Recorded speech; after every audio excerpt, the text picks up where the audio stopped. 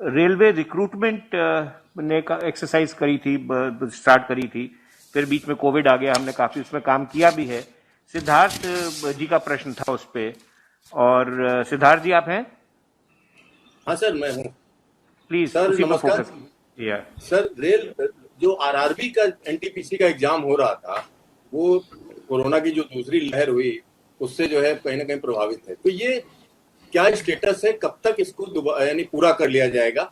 और एक छोटा सा इसी से जुड़ा हुआ एक और है, जो एलएलपी और टेक्निकल कैटेगरी की जो भर्ती चल रही थी, जिसमें ट्रेनिंग होनी है, तमाम चीजें हैं, तो उसका क्या स्टेटस? क्योंकि अभी भी ट्रेनिंग कंप्लीट नहीं हुई है, तमाम लोग परेशान हैं जी। सिद्धार्थ, आपका क्वेश्चन पर्टिनेंट है और एक लाजमी सवाल आपने पूछा है। एज फार एज रेलवे में हम अगर आप देखा जाए तो हमारे पास से जो हम लोगों ने अपने पोस्टों को भरने की प्रक्रिया शुरू की थी, इसमें कुछ एरियाज में कुछ हमारे जो सेंट्रल एडवर्टिजमेंट्स निकले थे उसके हिसाब से हम लोगों ने लास्ट ईयर ग्रुप डी की भर्ती की थी। 1,43,000 वैकेंसी हमने भर दी थी, जिसमें 64,000 वैकेंसी एएलपी और टेक्नीशियंस की थी। लेकिन आपकी बात ठीक थी, कई सारे इसमें एएलपी, करीब 5,000 एएलपी अभी भी हैं जिनको कि या तो वो ट्रेनिंग में है या वो अभी आ रहे हैं हमारे पास। क्योंकि जैसे कि आपको मालूम है, कई स्टेट्स में भी इस तरह के इंस्ट्रक्शंस हैं हमारे पास कि ट्रेनिंग सेंटर्स अभी चालू नहीं है पूरी तरीके से। तो हम लोगों ने जहाँ जहाँ पे स्टेट गवर्नमेंट से बात करके उनकी परमिशन लेके स्टेट गवर्नमेंट्स में हमने ट्रेनिंग सेंटर्स को चालू कराया है और एएलपीज की ट्रेनिंग कराई है। इसीलिए ये नंबर अब घट के इतना रह गया है। लेकिन मुझे उम्मीद है कि अगले 1 महीने में ये भी सब लोग काम पे आ जाएंगे, मतलब at least they will be joining the training. जैसे आप बता रहे हैं कुछ लोगों को अभी कॉल लेटर मिले हैं या मिलने वाले हैं, but they are yet to start the training. तो जो माइंड में दुविधा रहती है वो खत्म हो गई है। They will most likely be joining training within a month और a month and a half, depending on ये जिस जगह पे स्टेट गवर्नमेंट्स की हम लोगों के ऊपर खास तौर से उन्होंने कह रखा है कि ट्रेनिंग को अभी आप ना शुरू करें। लेकिन कोशिश यही है कि हो जाए। अब मुझे लगता है कि ये कोविड की इसमें पेंडेमिक में भी काफ़ी कमी आ रही है, तो उम्मीद है कि 1 से 1.5 महीना या 2 महीने में सारे के सारे लोग, जो बचे हुए लोग भी हैं, वो भी ट्रेनिंग शुरू कर देंगे। और जिनकी ट्रेनिंग ऑलरेडी चल रही है, जहाँ पे इस तरह का रोक नहीं है, वो भी पूरा हो जाएगा। अब आपकी बात थी एनटीपीसी कैटेगरी की। एनटीपीसी कैटेगरी की नोटिफिकेशन जो हम लोगों ने निकाली थी, इसमें करीब 1 करोड़ से ज़्यादा लोगों ने अप्लाई किया था।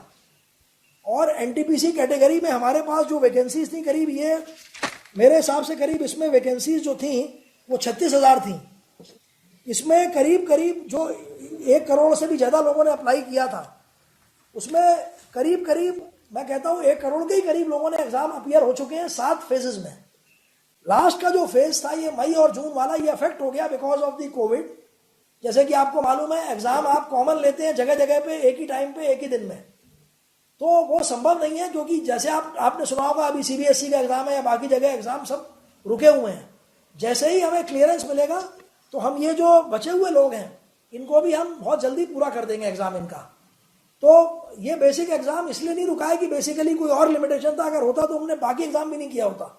तो अगर 1 करोड़ से ज्यादा का हम एग्जाम ले चुके हैं, ये इस बात का द्योतक है कि exam is held seriously, people are appearing.